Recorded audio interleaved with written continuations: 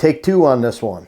We normally don't, but anyways, rut hunting in the morning. Rut hunting in the morning, whether it's pre-rut or during the rut, that's accounted for 70% of my bucks. And I can, whether it's pre-rut starting October 20th, 22nd, all the way up to November 10th, 11th, 12th, right around there, 13th, 14th.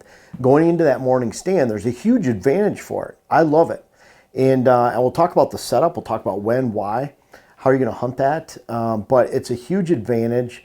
And a lot of people forget about the morning. They don't hunt the morning, and it's really unfortunate. A lot of people hunt the morning too early. There's a lot of debate about that online. Should you go into stands and hunt in the morning? Why not hunt in the morning? You have the time.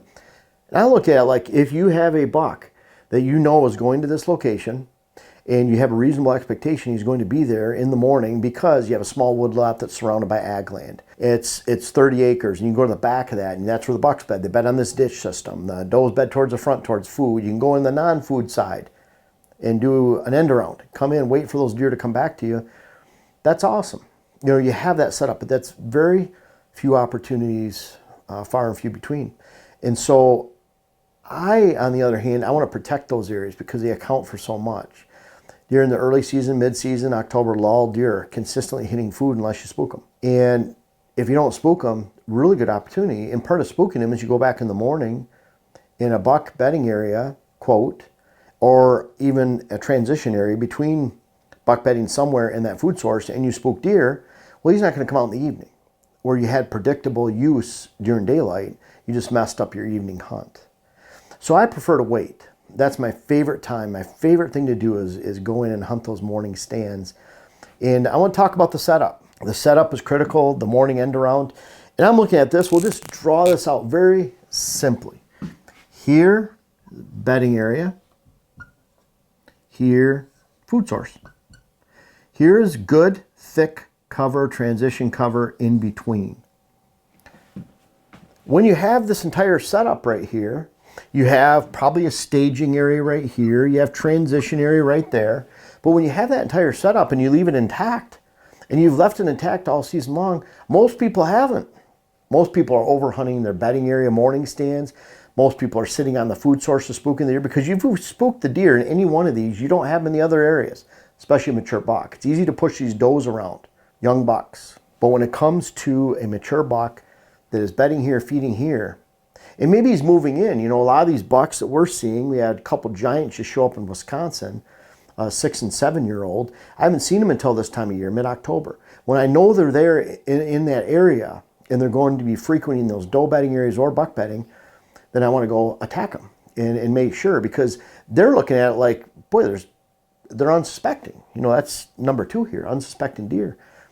They're none the wiser because I haven't overpressured them. So then you're going in, it's very high probability opportunity. But it's this end around. What I mean by that is you have this set up. You have bedding area, transition, staging, food, and you're connecting those dots. You're leaving it alone. You're not spooking it out. Well, then when you go in the morning, you don't want to go through the food into the bedding. You want to do an end around. You want to come on the backside. Winds are going this way. So you're sitting in a stand location on the backside edge of that bedding area. It's no different than if you're coming over on this side with different winds. Or maybe you're right here. Maybe you're sneaking in right here. You're coming in like this, but you're staying well away from that food source, because if you spook out the food source, he's not going to be in the bedding area. And that's where a lot of people make mistakes. You have to leave the bedding area or the food source intact if you're going into that bedding area. And you can't go there for the afternoon, because if you go into that bedding area right on the edge of it, likely it's there somewhere, you don't know where it's at, you're going in blind. Where if you've been there in the morning, you've sat there for 4 hours, you know good and well what deer are around you if you're paying attention. You know if they're bedded, you know if they're feeding through. So you can get out of that stand pretty easily and do an end around and come over to the food source. So you're staying away from the transition, away from the food. And that's why I hunt more food source related stands in the evening and then bedding in the morning. There's that separation. That's a sign of a good property, where you have good bedding, good that you've created. On a property, you say this is bedding, this is feeding. If you say you can have bedding area and feeding area signs, that's a sign that your property's been designed well, whether it's by you or someone else. It's a sign of a healthy property. When you say, I don't know where morning stands are, that's a bad thing. That means it's random, it's destroyed. You should be able to specifically say this is a morning stand, evening stand on every single property. So when you have that, you're avoiding the food, you get back to that bedding area. That's the setup. That's the end around. Going around away from food, get that bedding. And that's why we're shooting deer in those bedding areas an hour after daylight to 4 or 5 hours after daylight, especially in the peak of the rut where they're running all day. Pre-rut, they're just running around in the morning, for several hours. But we're not sitting till 1 usually in the pre-rut. Usually 10, 11, we're getting out of there. Unsuspecting deer, this is critical. You haven't destroyed this. So whether the deer have been there for 2 weeks and you move in, or a week, or they've been there for 5 or 6 weeks, doesn't matter. You're going in on unsuspecting deer because you haven't pressured them. It's very critical. Unsuspecting deer, you haven't overpressured the stands. You haven't spooked other deer in the area. Imagine if you hunt this area prematurely. There were some does, young bucks that were frequenting that area or moving through that area at one time. And that's what a mature buck expects. He expects to come into that area. He sees a reasonable amount of deer sign and deer use, deer smells, deer scents, deer in general. But you've already spooked him out 2-3 weeks earlier. He comes into not much, almost the opposite of a red carpet effect. He comes into an area where he doesn't feel welcome. What's going on here? Why is there no deer here? Why is there no sign? Why is there no scent? It's kind of hollow to him. He's not really attracted to that area. He wants to go into an area he's familiar with, and it's been set up, unsuspecting deer herd in the local area. Number 3, you're going at the right time. When is the right time? Pre-rut and rut. That's the right time. What time? Morning. 6 o'clock, 5 in the morning. When do you go in? You go in when you don't think that deer are going to be in your path getting in. So what I mean by that is if you're going into an area and you're downwind. So I'm going back to this stand right here. And I need southwest winds that are traveling this way, away from the bedding area. If I think there's a chance of deer being downwind to me before daylight, then I want to get in there just in time. A gray light, I want to get in that stand, because the longer I'm there before daylight, the more chance I have of ruining my hunt before the hunt even begins during shooting hours. So very critical. So I want to actually get into that stand. Now, if there's a drop off, if there's a lake, if there's a neighborhood, if there's a house that I'm blowing my scent to, if I'm on the edge of deer habitat, I don't expect deer for whatever reason to be downwind to me, then I can get in there usually a half hour, 45 minutes before daybreak. And that's a great timing for that. Sometimes if I'm walking through ag land to get to a bedding area where I'm sitting in the backside of, and deer could be in that ag land, I'm waiting till after daylight, post-daybreak stand entrance. If I think there might be deer in that as a transition area, maybe an open pasture that they wouldn't otherwise be in, open hardwoods they wouldn't be in once it gets daylight, then I'm waiting for daylight, making sure the coast is clear, and I'm going straight directly to that stand. So there's 3 different times: early, just in time, gray light, and then post-daybreak, 3 times. So you really need to determine where are the deer when you're going in so you don't spook them, and where are the deer before it gets daylight so you're not spooking them. Right temperature. I'm going in when there's a cold front, because if it's warm and deer aren't moving much, he might already be there. He might be there at 2 a.m., 3 a.m. If it's windy, he might already be there. The bottom line is, if it's a cold morning, I always hunt those post mornings after a post storm front that's gone through. That's what developed the algorithm. I've been hunting this way since early 90s, but that's what developed the algorithm that I helped with for HuntCast through HuntWise. I spent many, many hours with those guys putting this together, putting rutcast together, so when you know when the time is right to go in, because if you go too early, you can spook out the entire movement. So I'm going in cold front mornings. Typically when we're going in, it's those first 20-some degree mornings. Dylan and I took a chance on a transition. This is a good evening spot and morning spot. It's actually an all-day spot. There's a water hole there. It's on thick cover. It's near food. It's near bedding. It's at perfect X. It's somewhere around right here, off to the side. There are those stands, but they're few and far between, because you either have your food source stands or your bedding area stands. There's very few that are in the middle that you can expect a mature buck at any time of the day, because if you're in bedding, closer it gets to dark, less likely they are to see them. If you're in the food source, you don't want to hunt there in the morning and spook them out, but there's no reason for them to be there in that big food source in the morning. So you're separating those stands, but in that X of movement, I'm sitting in there. We went in there. We sat till about 10. We got out of there. We got to watch 9 or 10 does, fawns. We've had some mature bucks in the area. It It was a cool sit. I think we got in there, Dylan, a half hour, 20 minutes before daybreak. Yeah.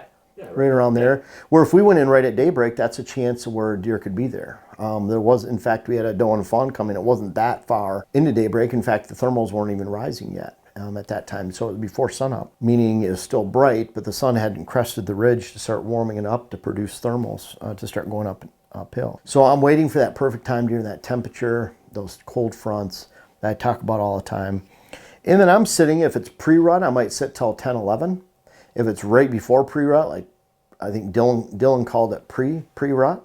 Pre-rut. Yeah, pre-rut, you know. But they're starting to make scrapes. They're moving around a little bit more in the morning. We sat until about 10, which was right around, I think 3 hours and 10 minutes, 3 hours, 15 minutes sit during daylight. Right around there. I was getting legal shooting light about 6:50, somewhere around there. And if it's pre-rut, I might sit till 11 or 12. If I plan to sit till 11, I have deer moving through, especially buck, and you can tell they're searching, seeking. I'll wait another hour before I get out of the stand. But at some point during the pre-rut, they're laying down during the day. There's only a short window of 2 or 3 weeks where they're actually, not even that, a couple weeks where they're running all day. They can't physically do that more. People say, oh, it's the pre-rut. I need to sit all day in the same stand. No, you just ruined half the day because you sat in the wrong stand for half the day. Might have been a great morning stand, but that doesn't mean it's a good afternoon stand. Very rarely does it. So I'm sitting till earlier if it's pre-rut, pre-rut. But then when it gets into the peak of the rut, I might sit till noon, 1, sometimes 2, and then I'm flipping around directly to an afternoon stand. Might be in the woods all day, but I'm using 2 different stands so I can capitalize on the highest score value for a morning or an afternoon sit. I talk about all those scoring values in my all-weather whitetail book. I think I published that in 2018, but you should check that out. What happens when you follow all this? You're using the end around, unsuspecting deer, right time of the year, right time of the day. You're going at the right temp, right weather, and you sit at the right time. You're not getting out too early, you're not staying too late. I used to call it a 40% sit, but boy, I really feel like that's more 50% sit. I've had opportunities where, you see a 4 or 5 year old buck, you have an opportunity whether you pass or you mess up, and then you do it again and you do it again. All of a sudden, 4 out of 5 sits, you had opportunities at mature bucks in those morning stands. I find that overall, 50% is a good average because you've allowed the stand to really heat up. Even though you haven't sat there, you waited for the right time, unsuspecting deer. Again, you followed this setup and this strategy, and you should expect success 50% of the time on your target buck or one of your target bucks. This isn't typically you're going in for a random. These are calculated target bucks. This could be on public land, it could be on private land. Doesn't really matter. Public land's different. You don't have to build the food source. You don't have to build the bedding area. You just have to find it. Boot time. Time staring at a screen on your phone or your device looking at aerial photos. Totally different hunt. Degree of difficulty is really tough on private land. Public land hunters think it's easy to hunt on private land. But I'll tell you what, you have 80 acres, 200 acres, and you spook the deer herd, they're not coming back for 2 or 3 weeks, especially a mature buck. Public land, you just go somewhere else. If you're locked into that private land, you spook the deer, you're done. Typically done for the season. You spook them once or twice, you're really done. 2 or 3 times, it's over. You can't afford to make mistakes on a small property. You can afford to make mistakes on public land. You can hunt aggressively on public land. You just go to the next spot. Completely different, but it all boils down to the same strategy, the end around, identifying bedding areas, food sources, going around, hunting the backside. That's where the smart hunting comes in. Different play, more boot time, more screen time, public land, private land. You have to be very careful, but it's all the same play. All the same play to hunt those morning stands. So this is my setup. We're gonna be doing this very soon. Can't wait. Dylan and I are actually going out for a really good evening sit tonight. And we sit about the same amount of time this year. About 3:15, 3 hours right around there. And expect movement in that last hour and a half, hour, somewhere around there. So enjoy this time of the year. Enjoy these morning hunts. It doesn't get any better than this. It's the rut. Hit those morning stands, hopefully unsuspecting deer. And really, truly, you can experience that 50% success rate when you've allowed this to happen. Doesn't matter if it's public or private land. I urge everyone out there to really check out my web classes. They've been wildly successful. We have one that details how you should design your land, another one that details how you should plant and maintain and manage a food plot program. How can you make those decisions that fit your land specifically and not someone else's?